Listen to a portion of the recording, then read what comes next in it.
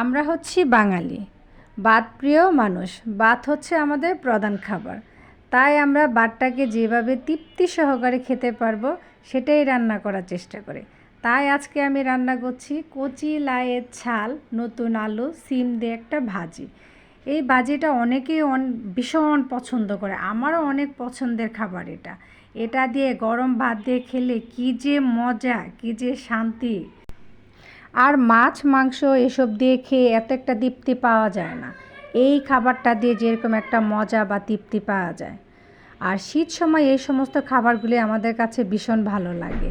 সকালবেলা বলেন, দুপুরবেলায় বলেন, গরম ভাত দিয়ে এই সমস্ত ভাজি, শীতের সবজিগুলি অনেক মজা। আর সব কিছু ছাড়া আমরা চলতে পারবো, কিন্তু ভাত ছাড়া কিছুতেই আমাদের চলা সম্ভব না। সারাদিনে একবার হলো আমাদেরকে তৃপ্তি সহকারে ভাতটা খেতেই হবে।